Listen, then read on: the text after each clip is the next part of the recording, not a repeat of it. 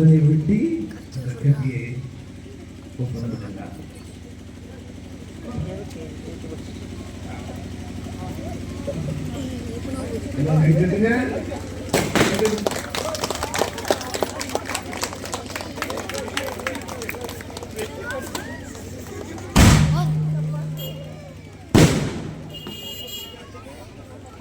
எல்லோரும் கரங்களை கொடுப்போம். இப்போது கெபியும் அந்தோனியாருடைய சிறுவமும் அறிவிக்கப்படுகிறது.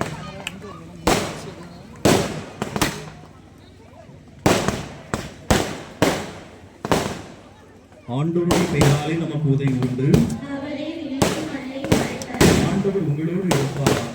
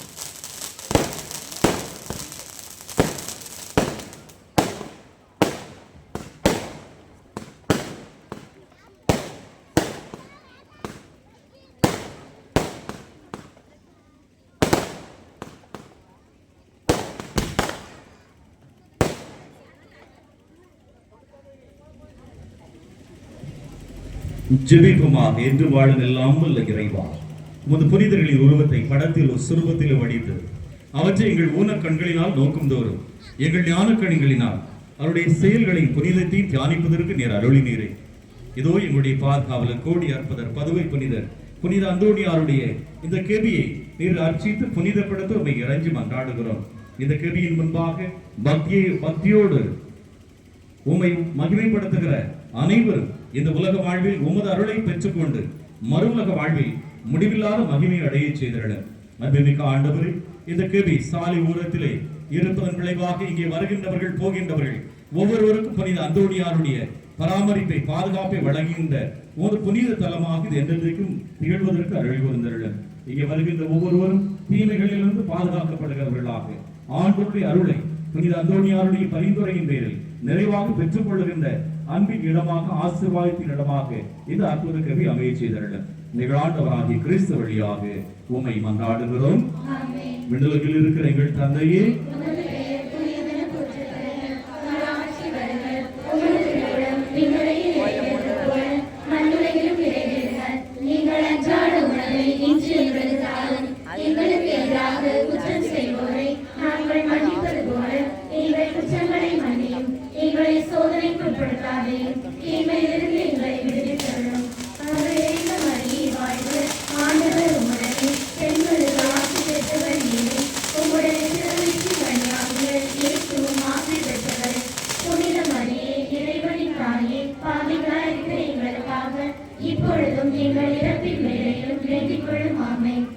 தந்தைக்கு மகனுக்கு தூய ஆவியாருக்கு மாட்சி உண்டாவதாக.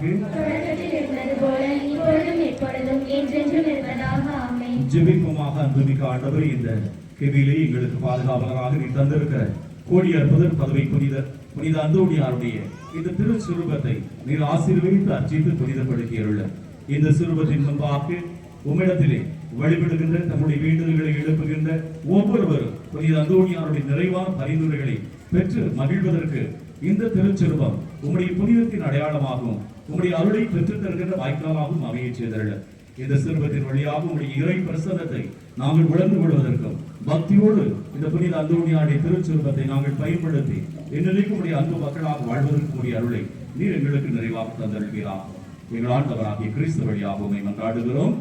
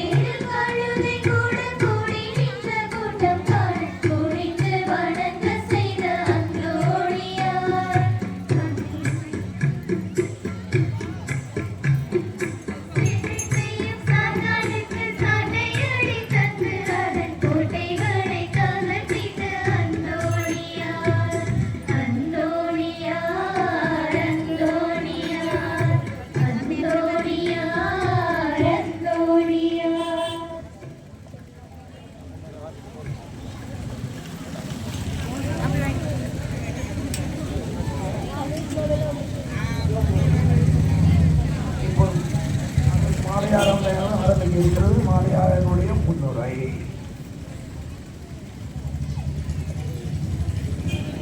நம்புங்கள், ஜெபியுங்கள், நல்லது நடக்கும். இறை இயேசுவில் அன்பார்ந்தவர்களே, புதுமை என்றாலே புனித அந்தோணியார் என்றுரைக்கும் அளவிற்கு எண்ணிலடங்கா புதுமை வரம் புரியும் வரம் பெற்ற புனித அந்தோணியாரின் செவி அர்ச்சிப்பு மற்றும் புனிதரின் திருவிழா சிறப்பு மாலை ஆராதனையில் பங்கேற்க வந்திருக்கும் உங்கள் அனைவரையும் அன்போடு வாழ்த்தி வரவேற்கின்றோம்.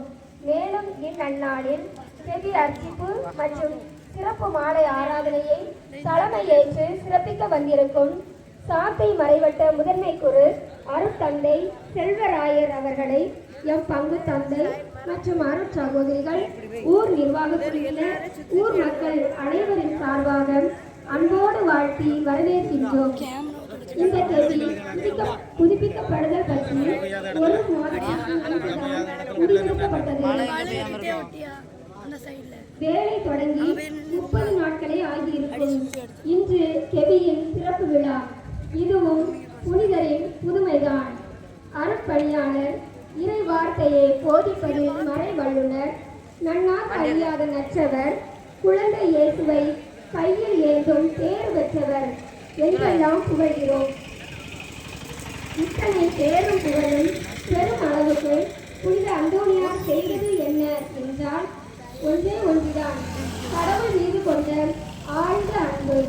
அந்த இறை அன்பே இறைவனை சிந்திக்க வைத்தது, இறைவனை பற்றி எடுத்துரைக்க வைத்தது, புதுமைகளால் இறைவனை வெளிப்படுத்தியது. அந்த இறை அன்பே இறை ஞானத்தையும் இறை நம்பிக்கையையும் அவரிலே வளர்த்தெடுத்தது. நாமும் புனித அந்தோணியாரை போன்று நம் சிந்தனை, சொல், செயல் அனைத்திலும் இறைவனை முன்வைப்போம். சிறு வயதிலிருந்தே நாளும் திருப்பலியில் பங்கேற்றல், எந்நேரமும் ஜெபித்தல், இறை வார்த்தையை வாசித்தல் போன்ற புனித அந்தோணியாரின்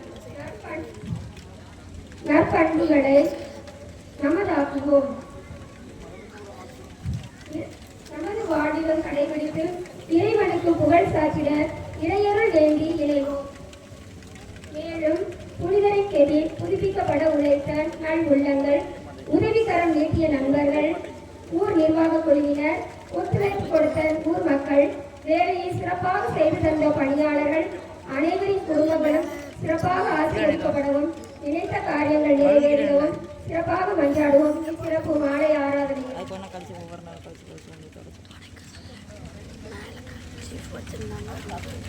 இறைவா எனக்கு துணையாக வந்தருளும்.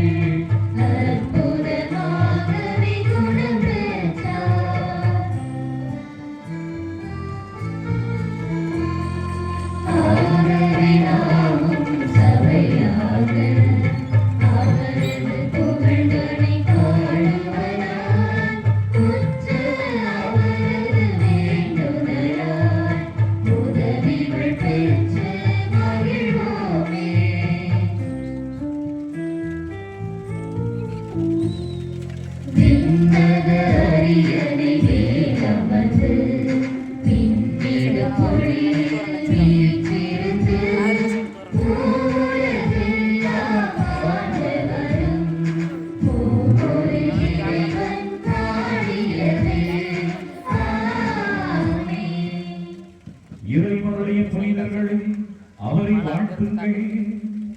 ஆண்டவருக்கு அஞ்சுவோரை அவரது புகழ் பாடுங்கள்.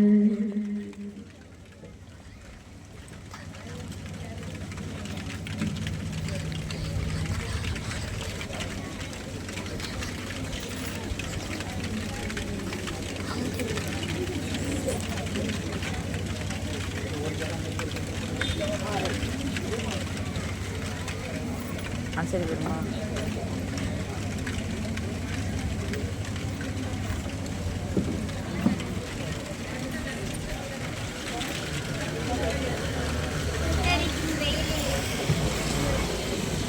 சுட்டரிக்கும் வெயிலில் இடம் தரும் மரமாய், சுவாசமின்றி தவிக்கும் வேளையில் உயிர் தரும் காற்றாய், பணியினில் பலமூட்டும் நெருப்பாய், அன்பினில் அனைத்தையும் ஈர்க்கும் இதயமாய், மகிழ்ச்சி என்ற ஆனந்த பேரின்ப கரை சேர்க்கும் படகாய், இதய கவலைகளை நீக்கும் அன்பின் பிறப்பிடமான நம் எல்லாம் வல்ல இறைவனை போற்றி பாடுவோம்.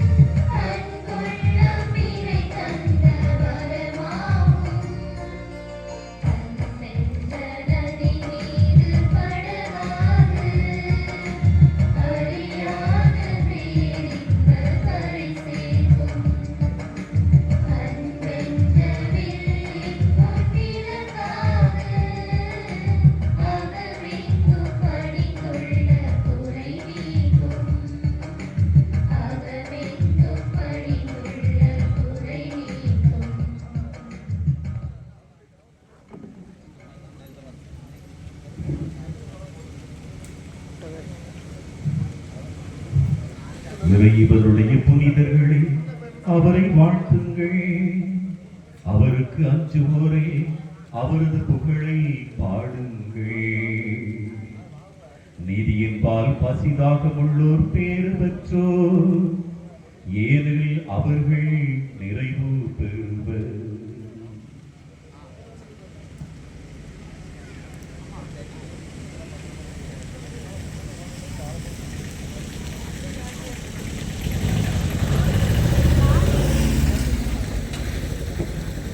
வானின் அமுதமாய் வாழ்வின் பாடமாய் வாழ்வை வளமாக்கும் நீர் தரும் மேகமாய் மலையாய் கலைகளின் சங்கமமாய் மண்ணை விண்ணாக்கும் மாண்புறு மன்னவனாய் உயிர் துடிப்பினில் காக்கும் கரங்களாய் இதய துடிப்பின் ஓசையாய் நம் உள்ளத்தில் உறைந்திடும் இறைவனை புகழ்ந்து பாடுவோம்.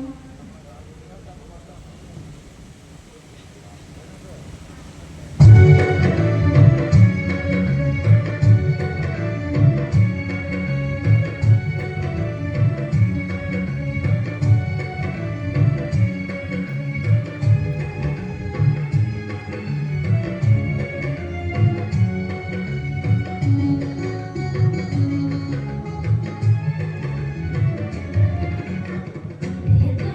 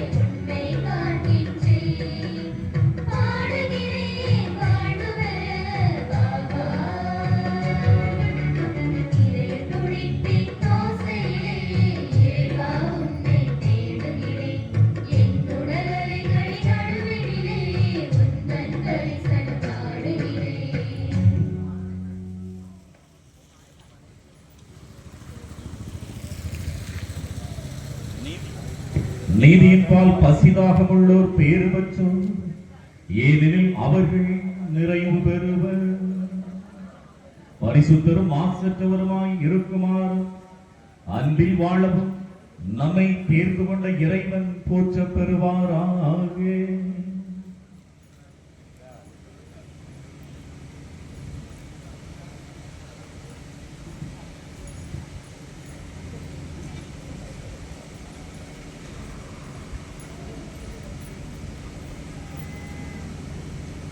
வாழ்வு தரும் வார்த்தையால் நாம் அனைவரும் துன்பக்கடலில் மூழ்கிவிடாமல் தூக்கி எடுத்து நிரந்தரமான சந்தோஷத்தை தருபவரால் செடியை பிரிந்த கொடிகளைப் போல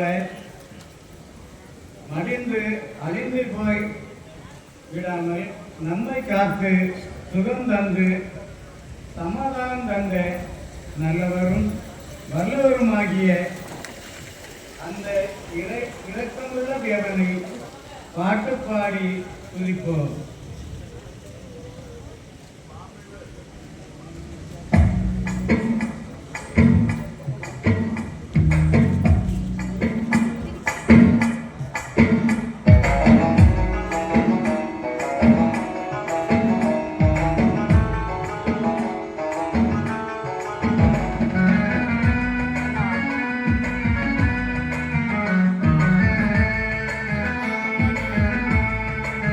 Thank you.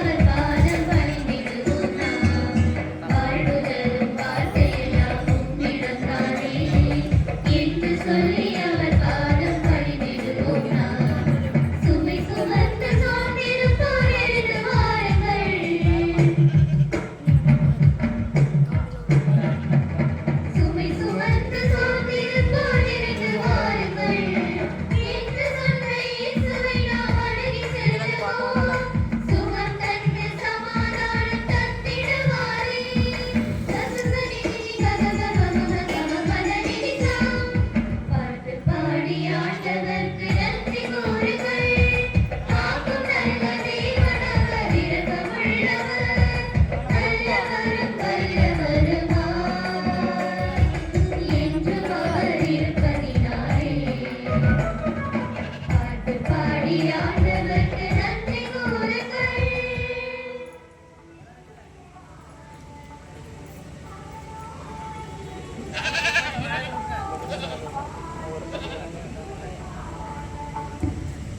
பரிசுத்தரும் மாசற்றவருமாயிருக்கிறார். அன்பில் வாழவும் நம்மை தேர்ந்து கொண்ட இறைவன் போற்றப் பெறுவாராக.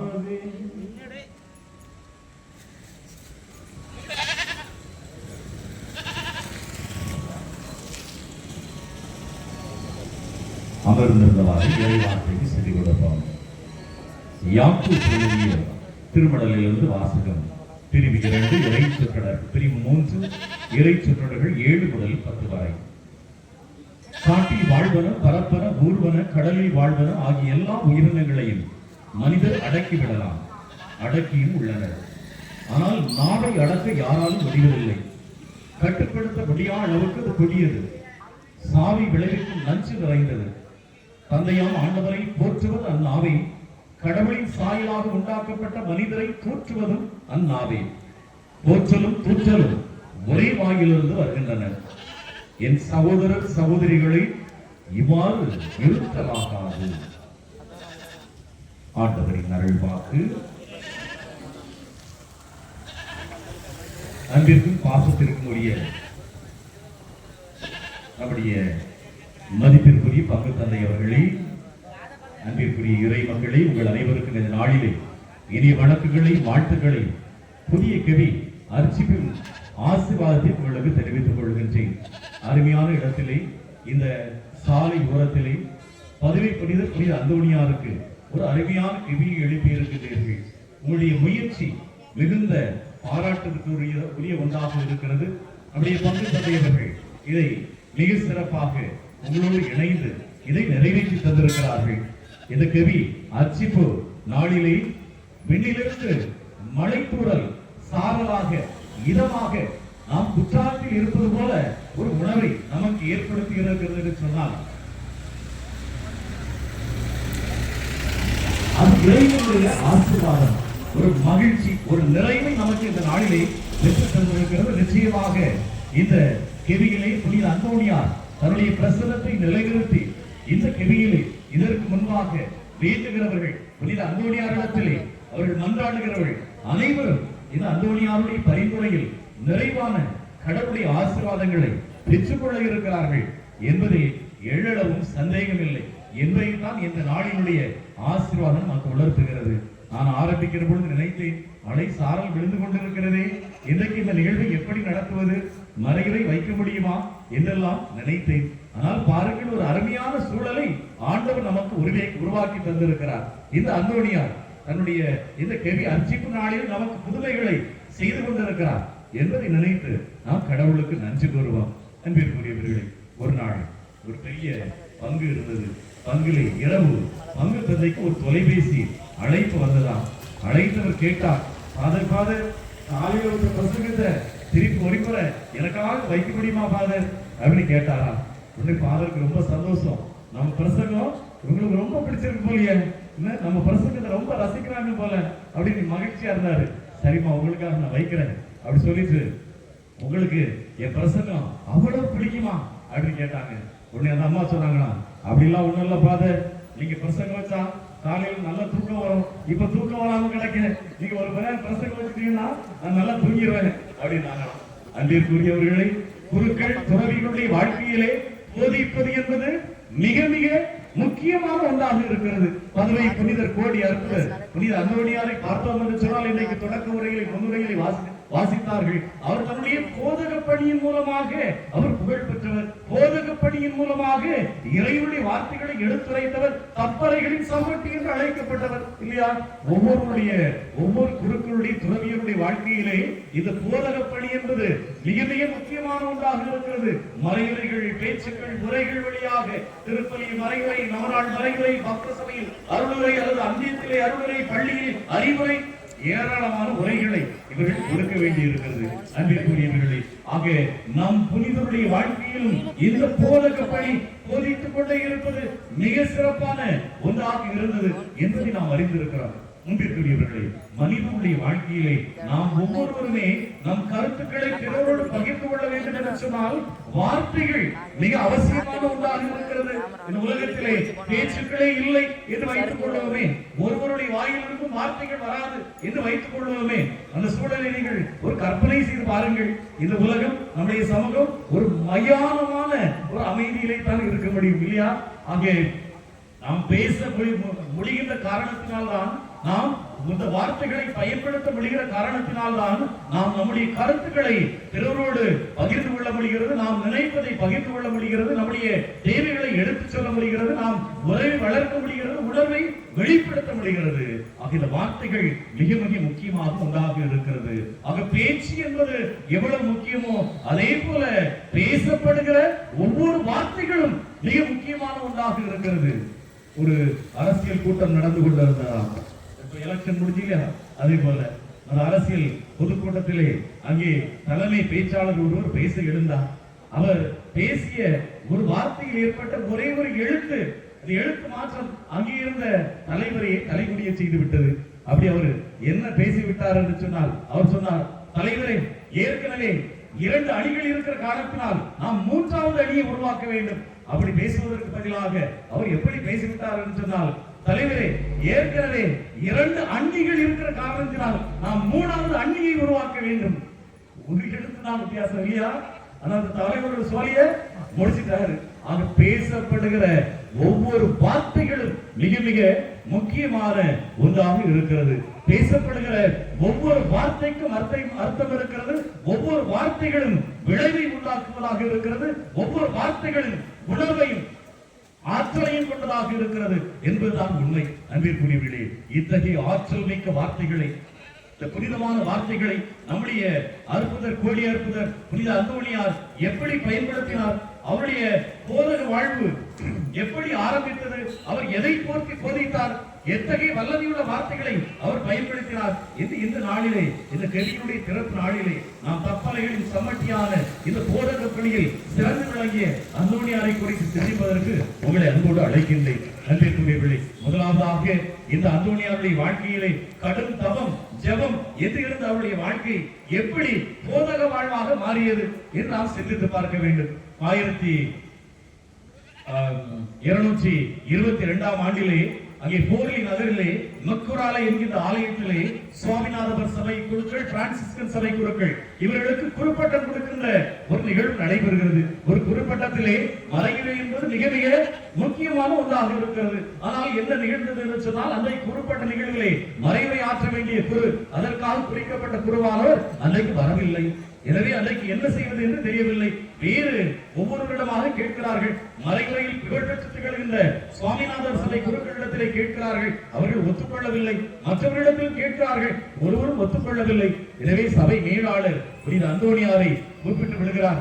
அந்தோணியார், நீ இன்றைக்கு இந்த மறைமுறையை ஆற்ற வேண்டும் என்று அவருக்கு கட்டளையிடுகிறார். புனித அந்தோணியார் கீழ்ப்படிதலோடு அவர் அந்த கட்டளை ஏற்றுக்கொள்கின்றார்.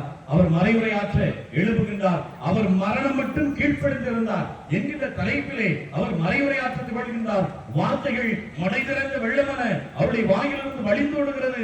இடியென முழங்கிய அவருடைய வார்த்தைகளிலே, அவருடைய சரியான விவிலிய விளக்கங்களிலே, பொருத்தமான எடுத்துக்காட்டிலே அங்கே குழுமியிருந்த கூட்டம் முழுவதும் அவருடைய வார்த்தைகளிலே கட்டுப்பட்டு கிடக்கிறது. தூய ஆவியாரின் அருள் பெற்றவர் என்றும் மாமேதை என்றும் அங்கே இருந்த மக்கள் கூட்டத்தினர் அவரை புகழ்கின்றார்கள். இவ்வாறு அவருடைய போதக வாழ்வு ஒரு குறிப்பிட்ட நிகழ்விலே ஆரம்பிக்கிறது. தன்னுடைய போதக வாழ்விலே அவர் எதை போதித்தார் என்று நாம் சிந்தித்து பார்க்க வேண்டும். அன்பிற்குரியவர்களே, அந்தோணியாருடைய காலகட்டத்திலே அன்றைக்கு கத்தோலிக்க திருஅவைக்கு எதிரான தப்பறை கொள்கைகள் பல பரவ ஆரம்பித்தன. அது கத்தோலிக்க மறை உண்மைகளுக்கு எதிரான போதனைகள், தவறான கொள்கைகளை போதிக்கிறவர்கள் அவர்கள் நிறைந்து வளர்ந்து கொண்டிருந்தார்கள். அந்த சூழலிலே கத்தோலிக்க மறை உண்மைகளை நிலைநாட்டுவதில் தலை சிறந்தவராக நம்முடைய கோடி அற்புதர் புனித அந்தோணியார் திகழ்ந்தார். தப்பறை கொள்கைகளிலே அன்றைக்கு முதன்மையான திகழ்ந்தது அல்பிஜினியனிசம் என்கின்ற தப்பறை கொள்கை. இவர்கள் எதை போதித்தார்கள் என்று சொன்னால், இயேசு கிறிஸ்து உண்மையில் கடவுள் அல்ல என்று போதித்தார்கள். அவர் ஒரு மனிதர், நல்ல மனிதர் என்று போதித்தார்கள். நான் பல இடங்கள்ல இந்த கேள்வி கேட்டிருக்கிறேன், இயேசு கடவுளா மனிதரா? இயேசு யார சொல்றாங்க? இயேசு கடவுளா மனிதரா? கடவுளும் மனிதருமானவர் அப்படின்னு சொன்னா அவர் எவ்வளவு கடவுள் எவ்வளவு மனிதர்? ஒரு கமலஹாசன் பாட்டு ஒண்ணு உண்டு, கடவுள் பாதி மிருகம் பாதி கலந்து சென்ற கலவையினா ஆகிய இயேசு கிறிஸ்து எவ்வளவு கடவுள் எவ்வளவு மனிதர்? இது மாதிரி சொல்லலாமா? பாதி பாதி என்று ஓகேயா? ஓகேன்னு சொல்றவங்கலாம் திருப்பி ஃபர்ஸ்ட் ஸ்டாண்டர்ட்ல மறைக்கவே படிக்கணும், திருமறை ஜூடிய கொடுத்து படிக்கணும். அது இயேசு கிறிஸ்து கடவுளா மனிதரா? அவர் கடவுள் மனிதனுமானவர். எவ்வளவு கடவுள் எவ்வளவு மனிதர்? 50% கடவுள் 50% மனிதர், பாதி பாதி என்று சொன்னால் நாம் கத்தோலிக்க கிறிஸ்தவர்கள் அல்ல. இயேசு 100% கடவுள் 100% மனிதர். அவரிடத்திலே 100% கடவுள் தன்மை இருந்தது, 100% மனித தன்மை இருந்தது. ஆனால் இந்த அல்பிஜீனியஸ் கொள்கையை சேர்ந்தவர்கள் இயேசுடைய இந்த கடவுள் தன்மையை மறுதளித்தார்கள். அதனால என்ன சொன்னாங்கன்னு சொன்னா, நற்கருணையிலே ஆண்டவர் இயேசு கிறிஸ்துவினுடைய அந்த உடல் பிரசன்னம் அந்த இல்ல, அவர் ஒரு அந்த அடையாளம் தான். இந்த நற்கருணை என்பது ஒரு அடையாளம் தான். நற்கருணையில இயேசுடைய உண்மையான பிரசன்னம் இல்லைன்னு சொன்னாங்க. மூன்றாவதாக அவர்கள் மறு உலக வாழ்க்கை என்பதெல்லாம் ஒண்ணு கிடையாது. இந்த உலகத்துல ஒரே ஒரு வாழ்க்கை தான் வாழ்வது. ஒரு முறை இந்த வாழ்க்கையில நாம என்னெல்லாம் செய்யணும் அதெல்லாம் செய்து முடிச்சிருங்க என்று அவர்கள் போதித்துக் கொண்டிருந்தார்கள். நன்றிக்குரியவர்களே, இந்த தப்பறை கொள்கை முதலில் ஜெர்மனி நாட்டிலே பரவுகிறது. ஜெர்மனி நாட்டிலே மன்னர்கள் இந்த தப்பறை கொள்கையை போதிக்கிறவர்களுக்கு அவர்கள் ஆதரவு கொடுக்கிறார்கள். அவர்கள் பாப்பாளர்களுக்கு திருத்தந்தைக்கு எதிரானவர்களாக இருந்ததால் இந்த அல்பிஜீனியஸிற்கு ஆதரவு கொடுக்கிறார்கள். எனவே கத்தோலிக்கர்களுக்கு பெரும் துன்பத்தை விளைவிக்கிறார்கள். இந்த தவறான கொள்கை தப்பற கொள்கையை தவிர்த்திருக்கின்ற ஆற்றல் கோடி அற்புதற்கு அந்தோனியாருக்கு உண்டு என்று சபை மேலாளர் உணர்ந்து கொண்டு இவரை ஜெர்மனி நாட்டுக்கு அனுப்புகின்றார். ஜெர்மனி நாட்டுக்கு செல்லுகின்றார். புனித அந்தோனியார் ரிமினி நகருக்கு செல்லுகின்றார். ரிமினி நகருக்கு சென்று தெருக்கள் வீதிகள் வழியாக மக்களுக்கு இந்த போதனைகளை உண்மைகளை அவர் எடுத்துரைக்கின்றார். ஆனால் அந்த ரிமினி நகரிலே இருந்த மக்கள் அனைவரும் கடின உள்ளம் கொண்டவர்களாக இருக்கிறார்கள். புனித அந்தோனியாரின் போதனைகளுக்கு அவர்கள் செவி கொடுக்கவில்லை, அதை கேட்கவில்லை. எனவே அந்தோனியார் மனம் உடைந்து போகின்றார். அவர் நேரே அந்த ஊரில் இருந்த கடற்கரைக்கு செல்லுகின்றார். கடற்கரையை சென்று கடற்கரையில் அந்த கடலின் மச்சங்களுக்கு போதிக்கின்றார்.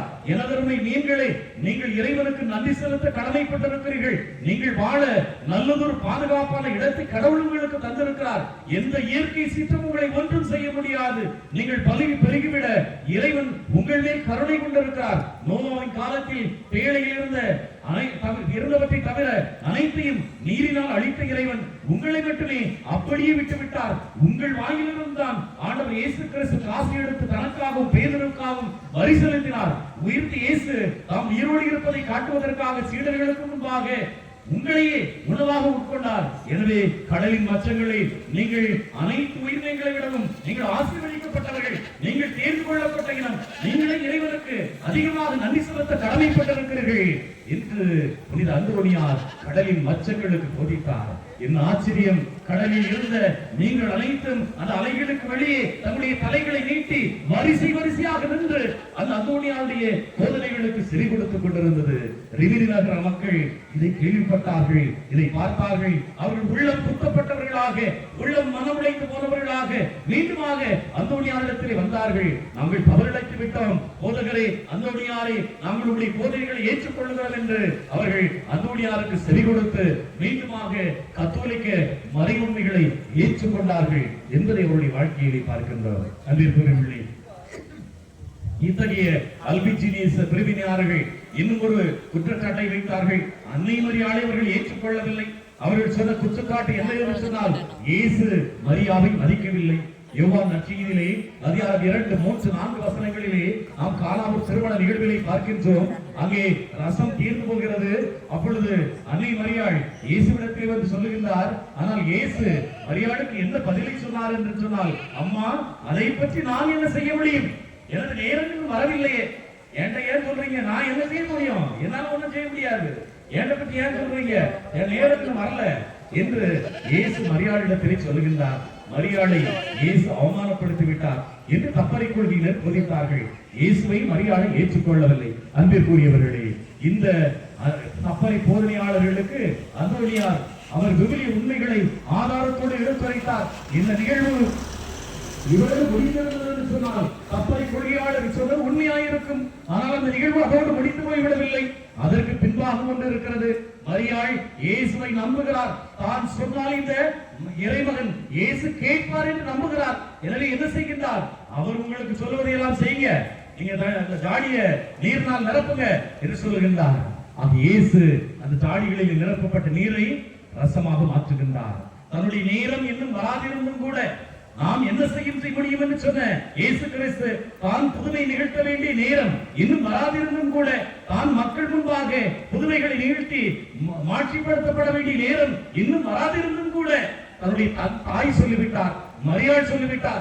எனவே கீழ்ப்படிந்து தன்னுடைய நேரம் வராதிருந்தும் அன்னை மரியாளுடைய குரலுக்கு செவி கொடுத்து அவர் முதல் புதுமையை கானாவூரிலே நிகழ்த்துகின்றார் என்று அந்த அந்தோனியார் அன்னை மரியாளை பற்றி ஆணித்தரமாக போதிக்கின்றார். ஆகிய பிரிவினைக்காரர்கள் எங்கெங்கெல்லாம் இருந்தார்களோ அங்கெங்கெல்லாம் புனித அந்தோனியார் செல்கின்றார். பிரிவினைக்காரர்களுடைய கப்பலை கொள்கைகளை தவறான போதனைகளை அனைத்தையும் தன்னுடைய போதனையினால் கபடிபடியாக்குகின்றார். அதனால்தான் கப்பலைகளின் சம்மட்டியானவரே என்று நாம் நம்முடைய புனிதரை அழைக்கின்றோம். அன்பிற்குரியவர்களே, இத்தகைய கப்பலை கொள்கைகளுக்கு எதிரான உண்மைகளை, இறைவனை பற்றிய மறை உண்மைகளை, கத்தோலிக்க மறைவுகளை போதித்தவர் அவர் செய்தவர்களை தன் போதனையினால் மனமாற்றுகின்றார். ஒருமுறை மறைவுரை ஆற்றிக் கொண்டிருக்கிற பொழுது கூட்டத்திலே திருடர்கள், கள்வர்கள் புகுந்து போகிறார்கள். கள்வர்கள் திருட வேண்டும் என்கின்ற எண்ணத்தோடு அங்கே வருகிற பொழுது அந்தோனியார் இதை தன் ஞானத்தினால் உணர்ந்து கொள்ளுகின்றார். அவர் போதனையிலே சொல்லுகின்றார், இயேசு பக்கத்திலே வலதுபுறமும் இடதுபுறமும் அறையப்பட்டிருந்த கள்வர்களை பற்றி போதிக்கின்றார்.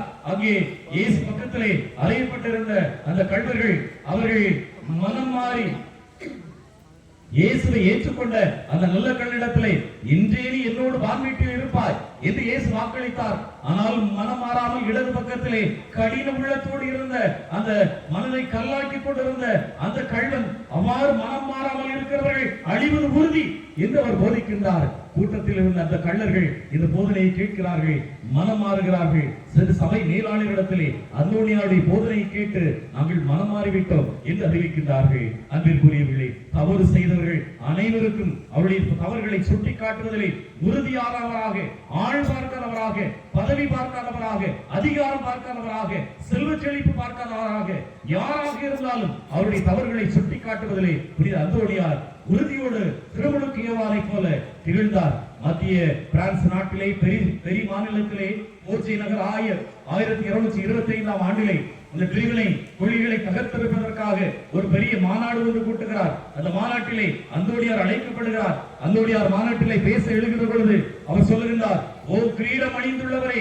உமக்கும் நான் சொல்ல வேண்டிய சில காரியங்கள் உண்டு என்று அங்கே இருந்த ஆயரை பார்த்து அவருடைய தவறுகளை விவிலிய விளக்கங்களோடு அவர் மனம் கோணாத வகையிலே அவர் ஏற்றுக்கொள்ளுகிற விதத்திலே எடுத்துரைக்கின்றார்.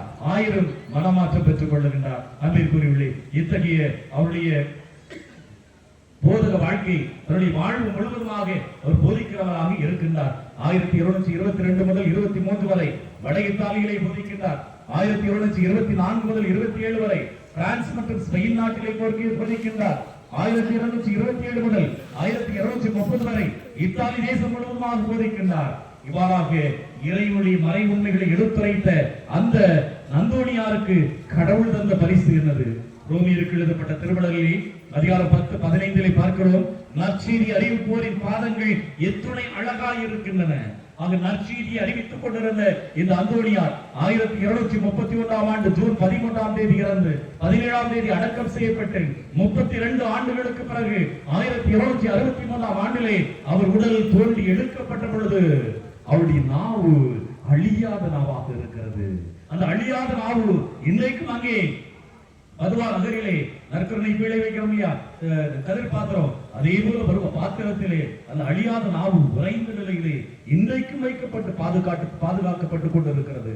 நான் பதுவாவுக்கு சென்றிருக்கிற பொழுது அதை காணுகின்ற பாக்கியத்தை நான் பெற்றுக் கொண்டேன். அன்பிற்குரியவர்களே, கடவுளுடைய மறை உண்மைகளை போதிப்பதற்காக தன்னுடைய நாவினை, தன்னுடைய வார்த்தைகளை மிக சிறப்பாக அந்தோனியார் பயன்படுத்தினார் என்று நாம் சிந்தித்து பார்க்கிற பொழுது இன்றைக்கு நாம் எதை பேசுகிறோம், நம்முடைய வார்த்தைகள் எப்படிப்பட்டதாக இருக்கிறது என்பதை சிந்தித்து பார்ப்பதற்கு நாம் அழைக்கப்படுகிறோம். எகிப்து மன்னன் பார்வோன் என்கிறவர் தன்னுடைய அவையிலே பிதாக்கஸ் அறிஞரத்திலே ஒரு கேள்வியை கேட்டார். மனித உடலிலே மிகவும் மோசமான உறுப்பு எது என்று கேட்டார். மனித உடல்ல மிக மோசமான உறுப்பு என்னது? நாக்கு தான் இல்லையா? எல்லாரும் நாக்குன்னு சொல்லியாச்சு. அதே போல அவரும் சொன்னார். அந்த பார்வோன் மீண்டும் அடுத்த கேள்வியை கேட்டார். மனித உடலிலே நாக்கு மிக மோசமான உறுப்பு என்று சொன்னால் மிகவும் நல்ல உறுப்பு எது என்று கேட்டார். மிக நல்ல உறுப்பு எது மனித உடல்ல? அதுவும் நாக்கு தான், நாவு தான். நாம் அதை எப்படி பயன்படுத்துகிறோம் என்பதுதான் அது மிக நல்ல உறுப்பா அல்லது மிக மோசமான உறுப்பா என்பதில் முடிவு செய்கிறது. அன்பிற்குரியவர்களே, நம்முடைய நாவுகளை, நம்முடைய வார்த்தைகளை நாம் எப்படி பயன்படுத்துகிறோம்? நம்முடைய நாவுகள் பொய் பேசுவதற்கும் வதந்தி பேசுவதற்கும் நம்முடைய நாவுகள் பயன்பட்டுக் கொண்டிருக்கிறதா?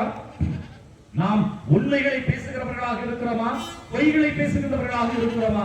சில நேரங்கள்ல ஒரு கடற்கரையிலெல்லாம் பேசிட்டு அப்புறம் என்ன சொல்றது, எனக்கு தெரியாது, அந்த அவங்க சொன்னாங்க அதனால நான் சொல்றேன், இவங்க சொன்னாங்க நான் சொல்றேன். நமக்கு தெரியலன்னா நம்ம பேசலாமா? விவிலியத்திலே மத்தேயு 5:37 ஆண்டவர் சொல்லுவார், உங்கள் பேச்சு ஆம் என்றால் ஆம் என்றும் இல்லை என்றால் இல்லை என்றும் இருக்கட்டும். இதற்கு மிஞ்சியதெல்லாம் தீயோவிடமிருந்தே வருகிறது இல்லையா?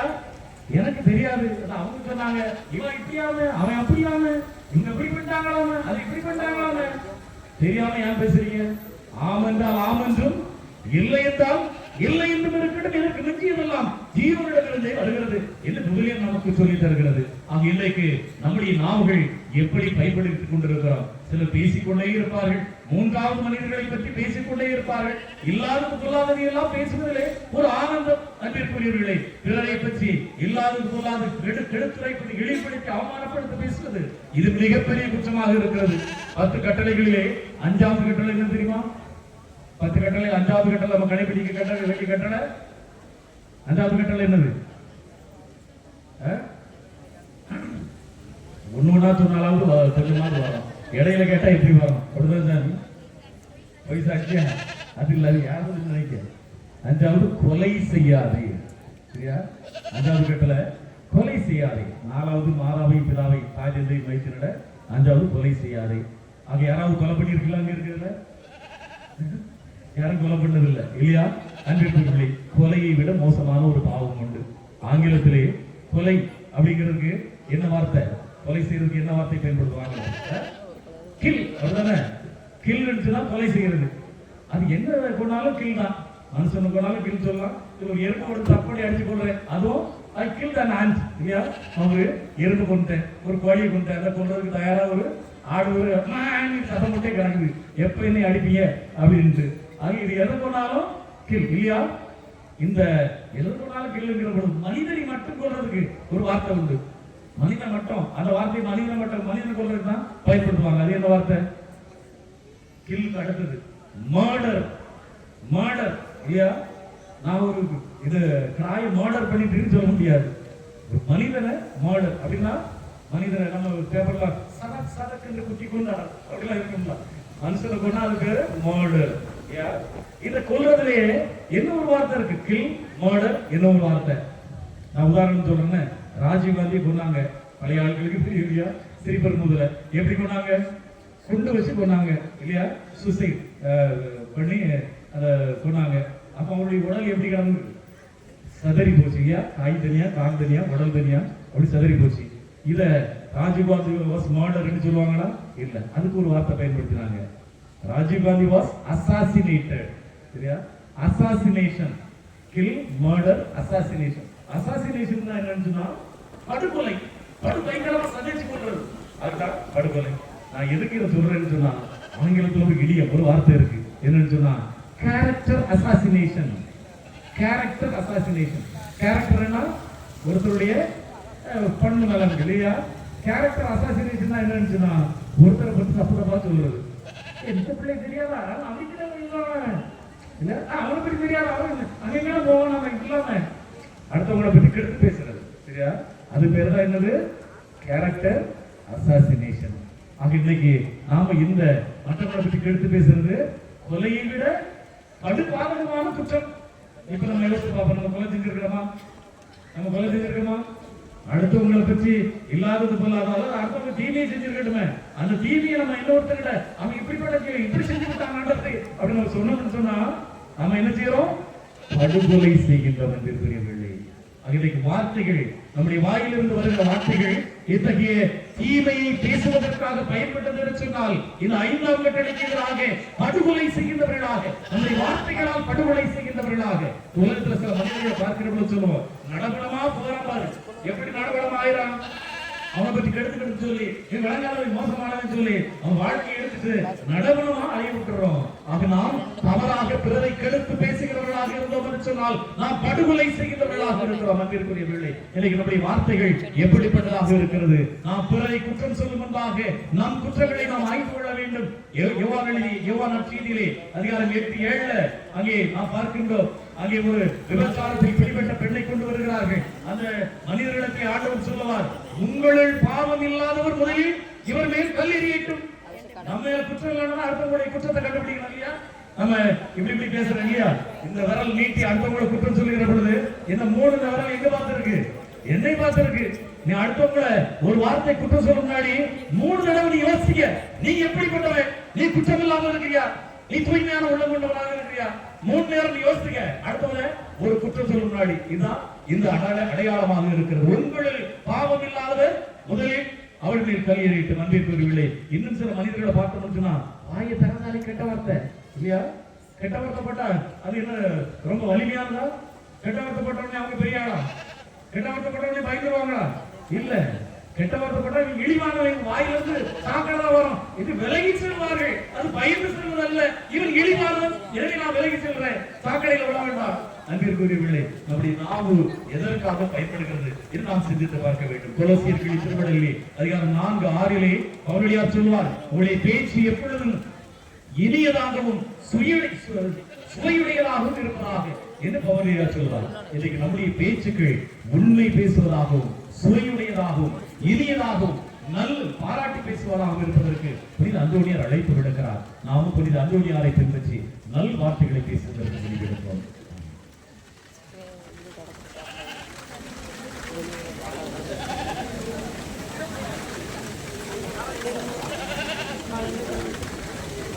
அனைவரும் எழுந்து அலிமரியாடை பாடலுக்காக அனைவரும் எழுந்திருப்போம்.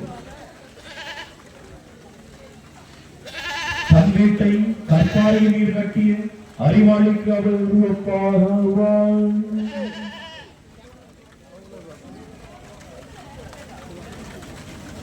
இந்த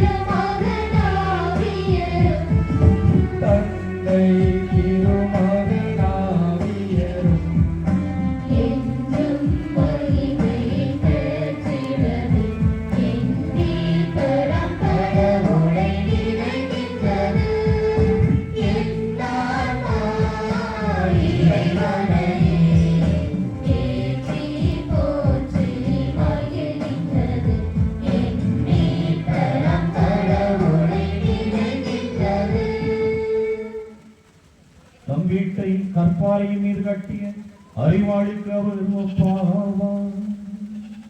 புனிதர்களின் பரிந்துரையாலும் முன்மாதிரியாலும் நாம் புனிதத்தை நாடு இவ்விடத்திலே நமக்கு பாதுகாவலாக தரப்பட்டிருக்கிறது. கோடி அற்புதர் புனித அந்தோணியாருடைய வழியாக நம் தேவைகளை எல்லாம் ஆண்டவரிடத்தில் எடுத்துரைக்க.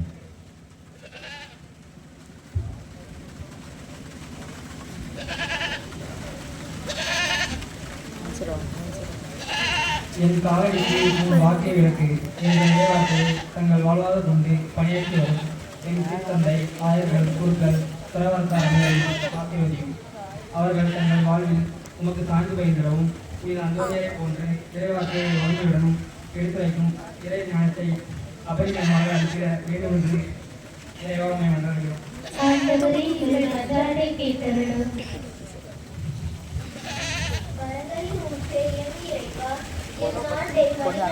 தலைவர்களை ஆசீர்வதியும்.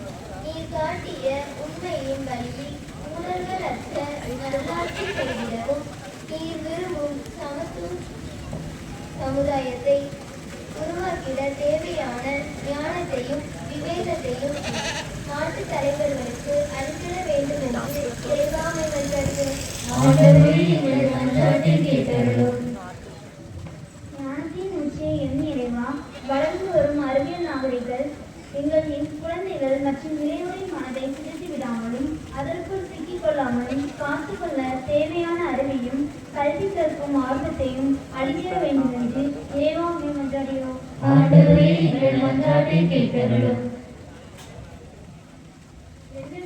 நன்மைகளை செய்பவரை என் இறைவா, இவ்வூர் மக்கள் அனைவரையும் ஆசீர்வதியும். உமது அருள் வழங்கலால் ஆசீர்வதித்து வருவதற்காக உமக்கு நன்றி கூறுகிறோம். இனி வரும் காலங்களிலும் இவ்வூர் மக்கள் பொருளாதாரத்தில் இன்னும் சிறப்பாக உயர்ந்திடவும் வெளியூர் மற்றும் வெளிநாடுகளில் வேலை செய்தோம் உமது வல்லமை உள்ள வழக்கரத்தால் பாதுகாக்கப்பட வேண்டும் என்று இறைவா மன்றாடுகிறோம்.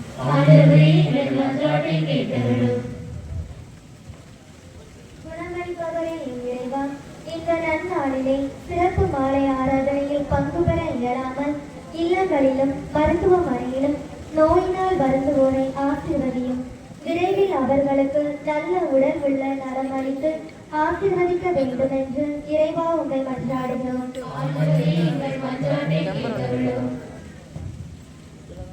நம்ம ஊருடைய தனிப்பட்ட தேவைகளுக்காக நம்முடைய குடும்பங்கள் ஒவ்வொன்றிற்காக நம்மிடத்திலே ஜெப உதவி கேட்டிருக்கிறவர்களுக்காக நம்பிக்கையோடு புனித அந்தோணியார் வழியாக ஆண்டவரிடத்தில் ஜெபித்தோம். விண்ணுலகில் இருக்கிற எங்கள் தந்தையே, உமது பெயர் தூயதென போற்றப் பெறுக. உமது ஆட்சி வருக. உமது திருவுளம் விண்ணுலகில் நிறைவேறுவது போல மண்ணுலகிலும் நிறைவேறுக.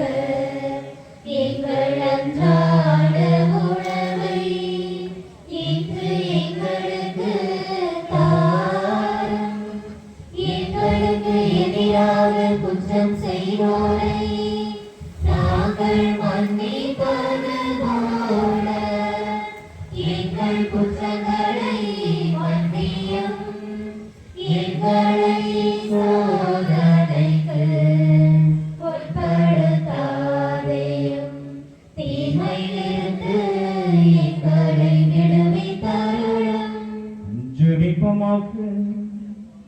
என்றும் வாழும் எல்லாம் வல்ல இறைவான் கோடியேற்பதர் பதவி புனிதர் புனித அந்தோணியாறு திருச்சபைக்கு தலை சிறந்த போதகராகவும் உமது உண்மைகளை எடுத்துரைப்பவராகவும் தந்தருளினீரே.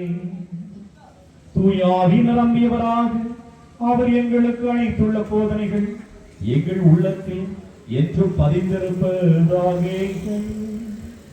உம்மோடு தூயாவியாரின் ஒன்றேக்கு இறைவனாகி என்றென்றும் வாழ்ந்து ஆட்சி செய்கின்ற எங்கள் ஆண்டவரும் உம் திருமகனமாகி இயேசு கிறிஸ்து வழியாக உம்மை மன்றாடுகிறோம்.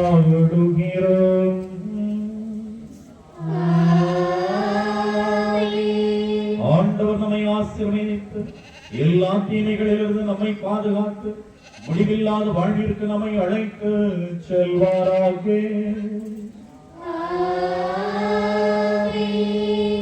ஆண்டவரை வாழ்த்துவோமாக. இறைவனுக்கு நன்றி.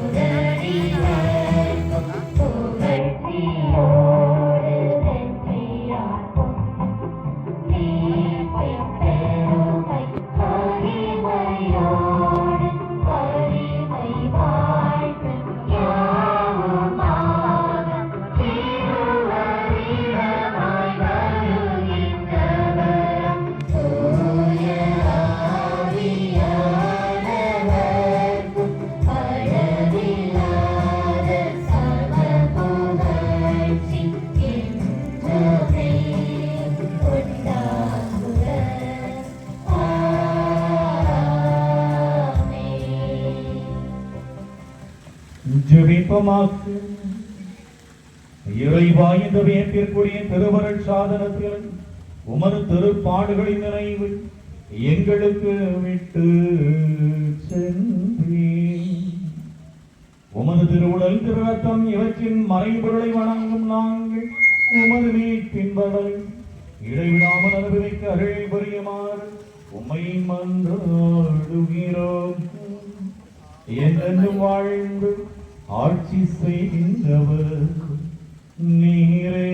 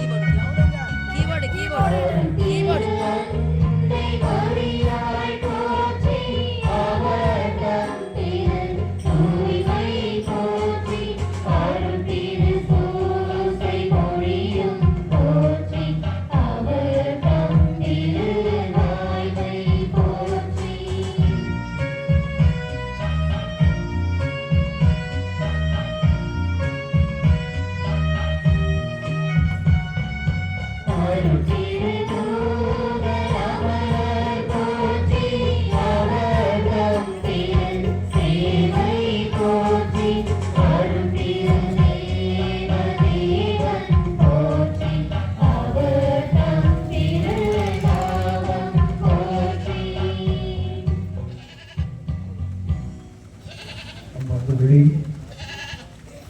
இது ஒரு புனிதமான நாள், ஒரு பரிசுத்தமான நாள், சந்தோஷமான நாள், மகிழ்ச்சியான நாள். ஒரு 6 மாதத்துக்கு முன்பு அறிவிக்கப்பட்டவருக்கு வரும் என்று யாருமே எதிர்பார்க்கவில்லை. ஆனால் வெகுவிரைவிலே மிக சிறப்பான முறையில் முடித்துக்கொள்ளலாம் என்றிருக்கிறது. புதிய கதியும் புதிய அந்தோனிய ஆசிரமும் புதிய ஒரு வழக்கம் இருப்பதில்ல. புதிய கதி புதிய அந்தோனிய ஆசிரமும் நம்முடைய புதிய சட்டங்களும் வட்டார இருக்கிறது. வர முடியுமா அப்படின்னு அல்ல நீங்கள் குறித்து நாம் வரமாட்டேன்னு சொல்ல முடியுமா அப்படின்னு நானும் வியப்பிருக்காங்க. வட்டார முதல்வர்கள் வளம் ஒருத்தர் மனப்பான ஒருத்தர் வடக்கு தோசம் பேச இந்த சாத்தான வட்டாரம் வருவதற்கு பேருக்கு சென்றார்கள். இந்த 4 குட்டி பையன் கூடலாம். இந்த 4 பேரும் இளமை சொல்லிக்கொள்ளவர் இளையவர் இவர்தான். அந்த 4 பேர்ல அதிகம் படிச்சவர் இவர்தான். அந்த 4 பேர்ல திறமையானவர் இவர்தான். எல்லா பள்ளிக்கூடத்திலும் இருந்திருக்காரு. சட்டமன்ற பள்ளிக்கூட பிரின்சிபல் கரஸ்பாண்டாக இருந்திருக்காரு. மெட்ரிகுலேஷன் போர்ஷன் புதுக்கோட்டையில் இருந்திருக்கிறாரு. பள்ளிக்கூடத்தில் இருந்திருக்கிறாரு. இப்போ அது மட்டுமல்ல பெரிய பெரிய பங்குகளாக இருந்திருக்காரு. நான் விளையாட்டு காட்டிக்கவே மாட்டார். அப்படி இருக்கப்பட்ட ஒரு அடக்கமான ஆள். இன்னைக்கு பார்த்தீங்கன்னா கொலை அப்படிங்கிறது 3 வருஷம் கொடுக்குறாரு. கிளினாலும் கொலைதான், மாடுனாலும் கொலைதான், அசாசினேஷனாலும் கொலைதான். எனக்கு ஸ்டூடெண்ட்ஸுக்கு அப்படி விளக்கமாக கொடுப்பாரு.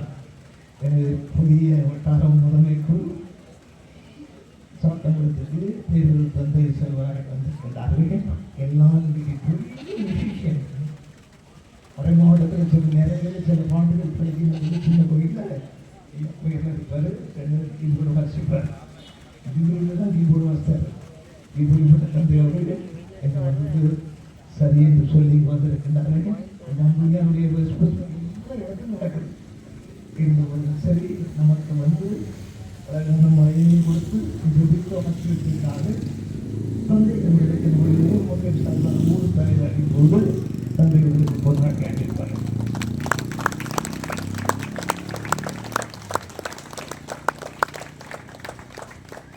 மற்றவர்களுக்கு நம்ம நாளை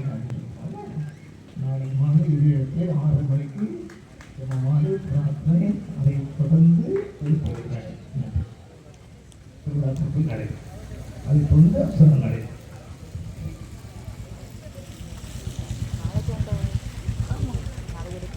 கண்டிருக்கிறீர்களே, இந்த நாளிலே உங்கள் அனைவருக்கும் மீண்டும் செவி திறப்பு விழா வாழ்த்துக்களை ஆசிரியர் தெரிவித்துக் கொள்கிறேன்.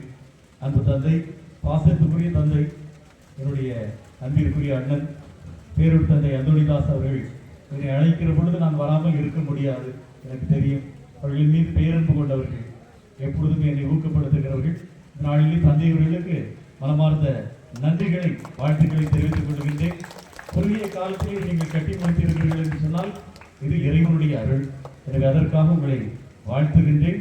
தன்னுடைய அனுபவத்தின் மூலமாக எங்களுக்கு வழிகாட்டியாக இருக்கிறவர்கள் தந்தையவர்களுக்கு பாராட்டுகள், வாழ்த்துகள்.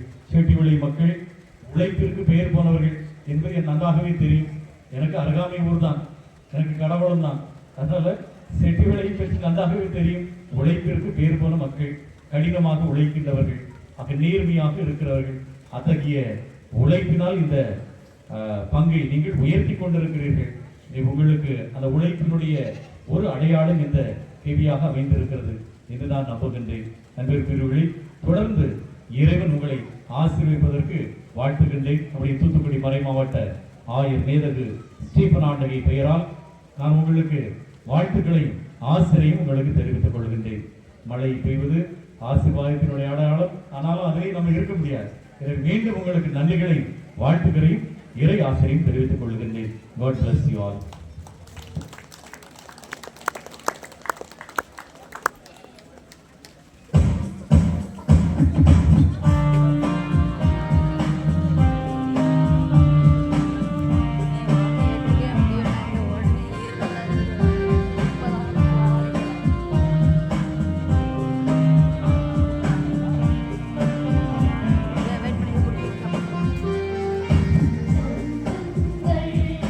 Baby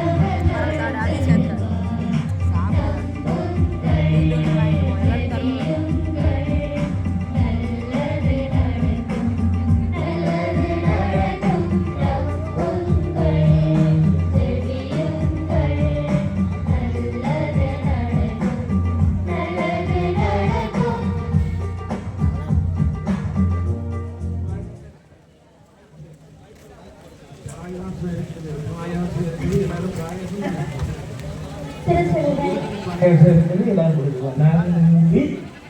திருச்சிலுவை அடையாளத்தினாலே தீயவனிடமிருந்து எங்களை விடுவித்தாலும் நீங்கள் எழுவான் தந்தை மகன் தூய் ஆவியாரின் பெயராலே ஆமென்.